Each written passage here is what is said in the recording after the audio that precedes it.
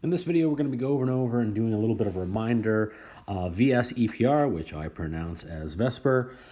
You should have been doing this for a while now, but got to remind you of a few key things that can show up that are specific to inorganic chemistry, specifically other structures that you wouldn't see generally in orgo. General reminders here. VSEPR just stands for valence shell electron pair repulsion theory. This is a model that we're going to use to predict the arrangements of our valence electrons around that central atom. And the goal here in our mind here is to minimize the repulsion that goes between all of these electrons. By doing that, that's where the electrons would go, for example, for bonding, which would lead us to understand the three-dimensional arrangement, the three-dimensional geometry. So there are two different ways that we can talk about the geometry of from VSEPR. We can talk about the electron pair geometry or the molecular geometry. The big thing you need to remember here is the electron pair geometry tells us about the arrangement of all of the bonding pairs and lone pairs. So it just says, where are there electrons around the central nucleus? Whereas in molecular geometry, all we're going to care about is the arrangement of the atoms around the molecule. So we'll see that they're connected, but at the same time, there will be some differences along the way. Hopefully this table looks familiar. We've seen these things before. So for example, if we are looking at something that has three unique electron groups around it, we would have an electron pair geometry that we would call trigonal planar. So we would have something where we have a central atom and then a total of three electron pairs around it, whether those be lone pairs, lone electrons, or bonding pairs, does not matter. When we're thinking about the electron pair geometry, we'd refer to that as trigonal planar. Now, if all those are bonding pairs, we'd also say that it has a specific molecular geometry that is also trigonal planar. To do this, we would have our bond angles around 120 degrees for this. Now, if we were to replace one of our bonding pairs with a lone pair, so we'd have two bonded atoms and one lone pair, then we would see something that looks more like this structure down here, where we're in a bent geometry. Now, one of the things we should recognize is that an electron pair is more effective at repelling other atoms than atoms are at repelling themselves. So if we were to look at the actual bond angle, this angle right here, we'd see that it's actually less than 120. And hopefully these are ones that are familiar to you. Probably the next set down here when we look at four electron bonding sites around that central atom is where we have the tetrahedral electron pair geometry. This is the one that you used in orgo so frequently that gave you molecular geometries of tetrahedral, trigonal, pyramidal, and bent. So this is something like methane. This is something like ammonia. And this is something like water. And again, remember the electron pairs play a role in how the bond angles go. In a natural tetrahedral, we'd see that there's just 109.5, but as we start putting in lone pairs of electron, that'll get compressed. So in both the trigonal, pyramidal, and the bent geometry, we'd have something that's going to be less than that 109.5. Expectation here is that you would be able to figure out the names of the electron pair geometry, the molecular geometry, and the bond angles for any species that I give you without a cheat sheet. Probably where that gets a little bit more cumbersome is when we start getting out of the ones that we used in orgo. For example, if we have 5 bonding sites around our central atom, this is where we have the trigonal bipyramidal geometry. And in the trigonal bipyramidal, there's a lot more things that can happen because now we can have 5 bonded, 4, 3, or 2 different things there. So we're going to have 4 different types of geometries for the molecular geometry. We have the trigonal bipyramidal when they're all bound atoms.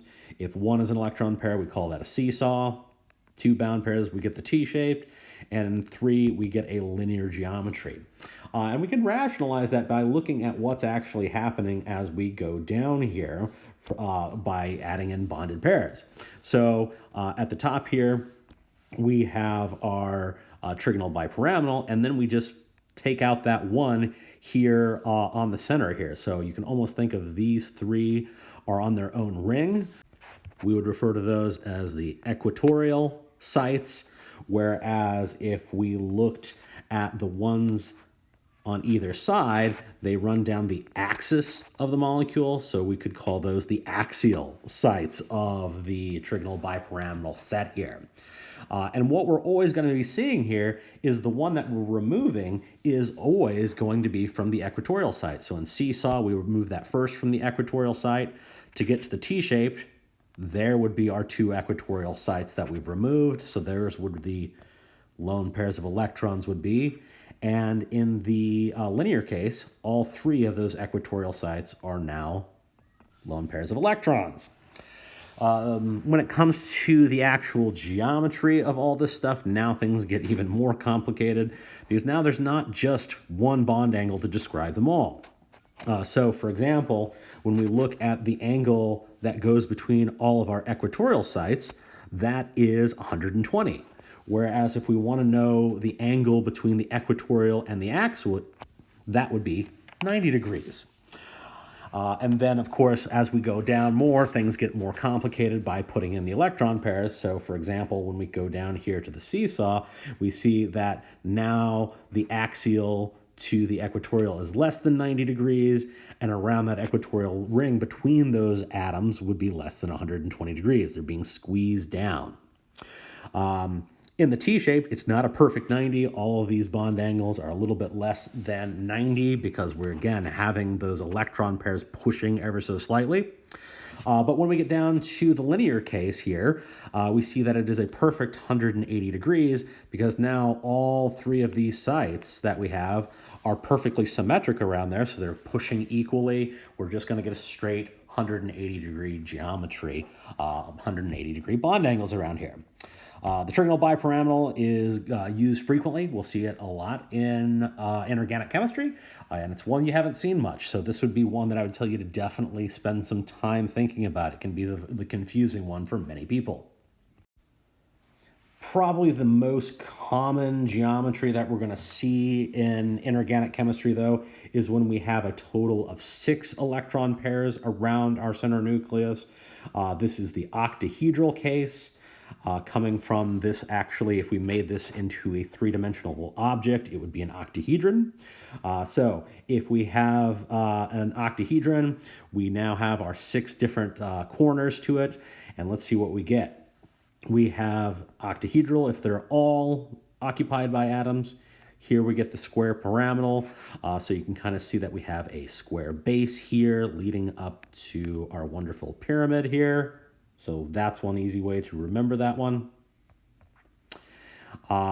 We go down, we remove another one. Now we get to the square planar geometry here. So you can see that we're kind of taking them off in a very specific way. Compared to that first one, we've chopped off the bottom one first, and then the other one here. The first one that goes off is irrelevant since they're all 90 degrees, but when we take off the second one, it comes at 180 degrees from where that electron pair is. That way we can have the maximum space between the two electron pairs. As we go down, we could see having more trimmed off of it. We could have a T-shaped, where now we would say remove this one. And if we went to 4 being electron pairs, we'd have a linear because now we would remove that one. So that's where we go.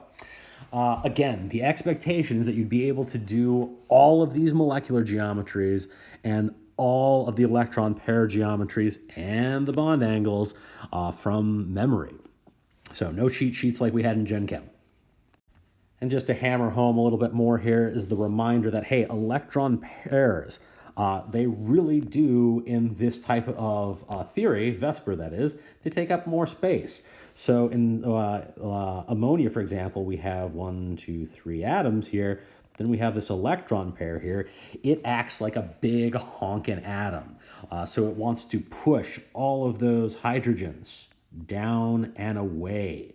So we get something that's not that 109.5. We get something that's less than 109.5. With water, now we have 2 of those electron pairs. they're pushed even further. We would expect the bond angle of water to be smaller than what we had in ammonia. Now, there's not an easy way to quantify this at that level, so basically all I'm going to be saying, hey, can you use the less than or greater than notation here to help you show that you understand how those electron pairs are pushing things around. Now, there actually are quite a few other different types of geometries that we can start building out with more and more stuff. They just get less and less common. So here is a case now where we have a total of 7 different species around a central atom. This is what we call the pentagonal bipyramidal. The reason we call it that is the orientation of these equatorial sites. If we look over here, kind of in the ChemDraw structure here, it looks like we've got a pentagon there around the ring, and then we have the 2 axial components here. So in other words, now we make a pyramid that has a pentagonal base to it. And since there's an atom on either side, that's why we have the bipyramidal here. In this case, what we could recognize is that the axial to the equatorial plane is 90 degrees again, just like we saw in trigonal bipyramidal. And now the equatorial side, since we're squeezing even more in there, is now down to 72 degrees. There aren't as many differentiable ones that we'll see here. So we're not going to talk about what happens when we remove one of the 7 on this thing. They don't have any specific names that we need to know for this case. That would be something you would need to know if you were in a very specialty group, for example, in grad school. But for right now, you just need to know that there is something bigger than octahedral. There is, for example, the pentagonal bipyramidal, which is pretty cool. That's a big honking system with a lot of stuff around it. But why stop there? Why not we go up to something else where we have something that has now 8 species around it? So here is what we call the square antiprismatic. And it gets a little bit harder to see how it actually comes together. So the 3D drawing here, it looks like you've got 2 tabletops going on here where you've got a square up here, you've got a square down here. What makes them the anti part of this prismatic is if we look at kind of almost like a Newman projection style here, the 2 planes are rotated. So here is one square, and the second square on the opposite side is rotated out of the phase, if you will, here. So it starts to make a very different type of geometry. The naming comes from how we would think about naming actual solids. So antiprismatic structures look like this, where it looks like there's a twist built into them. When we look at these, this is where it kind of feels like we have a square here, but we remember we're doing bond angles with respect to the central atom down here. So in the square, if we look at what is going on, for example, if I look at my angle here, it's not actually 90 degrees, so putting that square corner there is misleading. It's actually 72 degrees. If we want to know the angle that goes between the 2 squares, so x to y in this case, it would be a little bit bigger. It's 73 degrees. So there's a couple new structures that you haven't seen before, so something brand new for you, but that's the cool part of science. There's always something new. So again, just like the pentagonal bipyramidal, there's not a lot that we're going to talk about in this, but I wanted you to know that they exist and that there is naming for them. We're just not going to worry as much about them because they're not as frequent. So, as always, if you have questions on this, let me know. We'll make sure we talk through things on class, make sure you're feeling good about these things. And I guess until I see you next, be excellent to each other.